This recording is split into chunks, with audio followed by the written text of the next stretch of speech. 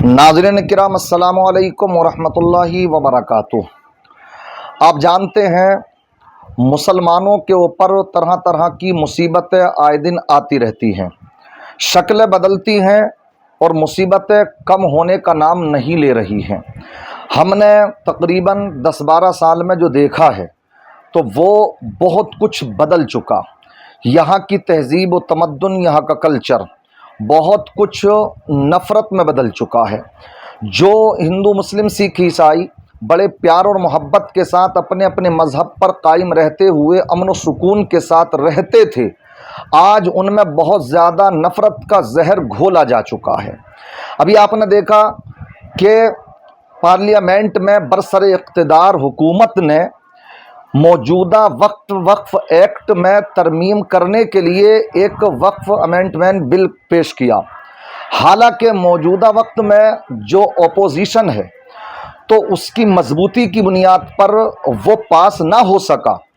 मुसलमान बड़े खुश हो गए कि साहब ये जैसे कि रिजेक्ट हो चुका हो, मगर मैं आपको बतलाना चाहता हूँ ये रिजेक्ट नहीं हुआ, बल्कि जो एक जॉइंट पार्लियामेंट्री कमेटी होती है उसके हवाले इसको कर दिया गया है। उसमें क्यों हवाले किया गया? इसलिए हवाले किया गया है कि मुल्क के तमाम मुसलमान जो यहाँ के बाशिंदे हैं उनसे राय ली जाए, वो अपनी राय दें, इसमें तरमीम के पक्ष में देते हैं या वो इसकी मुखालफत करते हैं। तो मुसलमानों, क्या आपको ये मालूम है, क्या आपने इस बारे में सोचा, गौर व फिक्र किया कि क्या इसमें हमारी क्या जिम्मेदारी है? जो जेपीसी को ये हवाले कर दिया गया मामला, तो क्या उसमें अब हम अपनी राय दें? क्या हमने दी कोई राय? अभी तक कोई इस तरह का मामला पेश नहीं आया।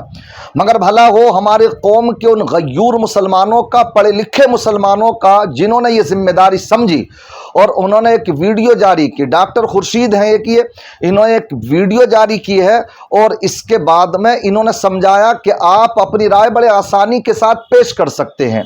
मैं आपको वो वीडियो सुनाऊंगा और इसके साथ साथ मैं बतलाऊंगा कि अगर आप अभी भी गफलत की नींद सोए रहे और अगर आपने अभी भी आंखें ना खोली, अगर आपने यहां पर जर्रा बराबर बेदारी का सबूत पेश ना किया, तो आपको किन किन नुकसानात से होकर के गुजरना पड़ेगा, क्या क्या मुसीबतें आपके ऊपर आने वाली हैं और क्या है ये वक्फ की जायदाद हमारी, कितना बड़ा नुकसान हमारे लिए होने के लिए जा रहा है। अगर आप इन तमाम बातों को समझना चाहते हैं, और समझना चाहिए, क्योंकि ये मामला सिर्फ वक्फ की जायदाद तक महदूद नहीं है, बल्कि ये हमारी इबादत से भी जुड़ा हुआ है, ये हमारे ईमान और अकीदे से भी जुड़ा हुआ मामला है। आप ये जानते हैं कि इसके लिए जो कमेटी तश्कील दी जा रही है, ये भी साजिश की जा रही है कि इसमें गैर मुस्लिमों को रखा जाए। आप अंदाजा लगाइए उनके कितने इस तरह के वक्फ हैं जिसमें कोई मुसलमान नहीं, मगर मुसलमानों के वक्फ में, इसकी कमेटी में अब वो गैर मुस्लिम यहां पर हस्तक्षेप करने की साजिश रच रहे हैं, दखल अंदाजी करने की साजिश रच रहे हैं। इसलिए अपनी जिम्मेदारी को समझो और आप ये ना समझो हमारी एक राय से क्या होगा। बड़ा आसान है, जो आज सोशल मीडिया से जुड़ा हुआ तबका है, नौजवान पढ़े लिखे, मैं तो कहूंगा कि हर बस्ती हर शहर के अंदर हम जो भी जिम्मेदार हैं वो सामने आए और समझाएं, और समझाने के बाद में किस तरह से हर नागरिक अपनी राय पेश कर सकता है। और अपनी वक्फ की जायदाद, उसमें बहुत सी चीजें आती हैं, मदारिस और आपकी मसाजिद, आपके कब्रिस्तान, कितनी चीजें हैं, तंजीमें और तहरीकें हैं, उनकी जो वक्फ की जायदादें हैं, ये सब इसमें शामिल हैं। इसलिए आप सोएं नहीं, गफलत की नींद ना सोएं। अगर आप ये गफलत की नींद सोते रहे तो पहले तो 1-2 मस्जिदें जा चुकी हैं, इसमें ना जाने कितनी मस्जिदों को अवैध करार दे दिया जाएगा। इसलिए बड़ी अच्छी बात डॉक्टर खुर्शीद साहब ने रखी है, इनकी बात को सुने, उसके बाद में मैं थोड़ा सा तबसरा करूंगा। जरूर सुन करके जाए इनकी इस बात को, इसलिए कि ये बात बड़ी अहम है। सुनिए आप इनकी इस बात को। अस्सलाम वालेकुम, मैं एडवोकेट खुर्शीद आलम इस मुल्क के उन 20 करोड़ मुसलमानों के लिए वीडियो बना रहा हूं जो बड़ी चैन की नींद सो रहे हैं। वो चैन की नींद सो रहे हैं और उनके दरवाजे पर एक मुसीबत आकर खड़ी हो गई है। इस बार ये मुसीबत वक्फ अमेंडमेंट बिल 2024 की शक्ल में आया है। बीजेपी गवर्नमेंट ने पार्लियामेंट में मौजूदा वक्फ एक्ट में बदलाव करने के लिए ये बिल पेश किया है। क्या हो जाएगा अगर ये बिल पेश हो गया तो? क्या हो जाएगा अगर ये बिल एक कानून बन गया तो? अगर ये बिल कानून बन जाता है तो आप ये यकीन कीजिए कि मुसलमानों की जो वक्फ जायदाद है, वक्फुल्लाह, ऐसी जायदाद जो उनके पूर्वजों ने अल्लाह के राह में दे दिया, उस जायदाद से, उस मिल्कियत से लोगों का भला हो, इस कौम का भला हो, इस देश का भला हो, ऐसे जायदाद पर सरकार की नज़र है। इस बिल के कानून बनने के बाद हमारी हज़ारों लाखों मस्जिदें, हमारे खानकाहें, हमारे मदारिस, हमारे कब्रिस्तानें और बहुत सारे जो मिली तंजीमें हैं, उनकी जायदाद को आसानी से सरकार हड़प लेगी। ये पहली बार नहीं है कि बीजेपी की केंद्र सरकार ने मुसलमानों को परेशान करने के लिए एक ऐसा बिल पेश किया है। इससे पहले बेशुमार बिल पेश किए जा चुके और वो आसानी से कानून भी बन गया, लेकिन मुसलमान कुछ नहीं कर पाए। खुशी की बात यह है कि इस बार इस बिल को कानून बनने से हम रोक सकते हैं। जब ये बिल पार्लियामेंट में पास किया गया तब अपोजिशन ने बहुत ही ज़बरदस्त तरीके से इसे रोकने की कोशिश की, जिसके नतीजे में इस बिल को जॉइंट पार्लियामेंट्री कमेटी में रिकमेंड कर दिया गया है। ऐसा नहीं है कि ये बिल कानून बनने से रुक गया है, बल्कि एक छोटा सा पॉज लगा है। अब हम इसे कानून बनने से कैसे रोक सकते हैं? ऐसी सूरत में एक आम आदमी क्या कर सकता है? जिस तरीके से डेमोक्रेसी में हर एक वोट की कीमत है, उसी तरीके से इस पूरे मामले में हर एक आम आदमी की राय की कीमत है। जब इस बिल को जॉइंट पार्लियामेंट्री कमेटी के सामने पेश किया गया है तो जॉइंट पार्लियामेंट्री कमेटी ने आम आदमी से राय मांगी है। जो काम भाजपा सरकार को, बीजेपी गवर्नमेंट को पहले करना चाहिए था, सारे स्टेक होल्डर्स की राय लेनी चाहिए थी, जिनकी वो दावा करते हैं कि इनकी भलाई के लिए बिल लाया जा रहा है, हकीकत में वो हमारी जड़ों को काटने में लगे हुए हैं। ऐसी सूरत में जब आपके सामने एक नोटिस आया हुआ है, 13 सितंबर तक आपको अपनी राय देनी है, क्या 20 करोड़ मुसलमान में से 50 लाख भी ऐसे नहीं हैं जो अपनी राय को ईमेल के ज़रिए, ख़तों के ज़रिए, एक डेलीगेशन के ज़रिए जॉइंट पार्लियामेंट्री कमेटी तक पहुंचा सकें? हम जानते हैं कि ये पूरा काम बहुत ही टायरिंग है। आप कैसे एक मेल को बनाएंगे, किस तरह से अपनी बात को रखेंगे? हमने आपके काम को बहुत ही आसान कर दिया है।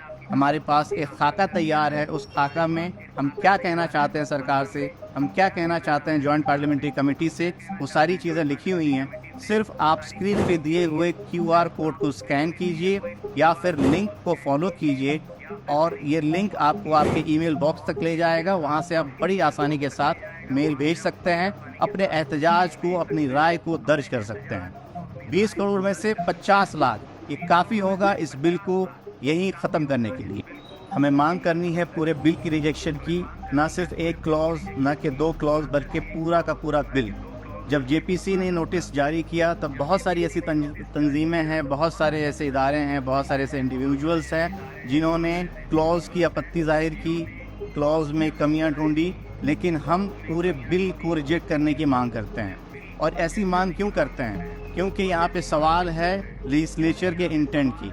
इससे पहले जितनी भी हिस्ट्री देखी जाए, वो चाहे ट्रिपल तलाक बिल हो या फिर वो सिटीज़न अमेंडमेंट बिल हो, एंटी कन्वर्जन बिल हो, सब के सब बिल में लेजिस्लेचर के इंटेंट पे बहुत बड़ा सवालिया निशान खड़ा हो चुका है। इस बार हम इस पूरे बिल को नकारते हैं, रिजेक्ट करते हैं। एक तारीखी मस्जिद के गिरने का गम हम आज तक अपने सीने में लिए बैठे हैं, और अगर ये बिल पास हो जाता है तो आप अंदाज़ा भी नहीं कर सकते हैं कि कितनी मस्जिदें, कितने मदारिस, कितने खानकाहें और कितनी कब्रस्तानें हमारे हाथों से निकल जाएगी और हम कुछ कर नहीं पाएंगे। इसलिए आप दिए हुए QR कोड को स्कैन कीजिए, उसमें जो खाका बना हुआ है उसको आप ज़्यादा से ज़्यादा तादाद में शेयर कीजिए, अपनी राय को जॉइंट पार्लियामेंट्री कमेटी तक पहुँचाइए ताकि इस बिल को पास होने से रोका जा सके। और मेरी इस वीडियो को अपने ज़्यादा से ज़्यादा साथियों तक शेयर कीजिए ताकि ये पैगाम भारत के हर कोने तक पहुंच जाए।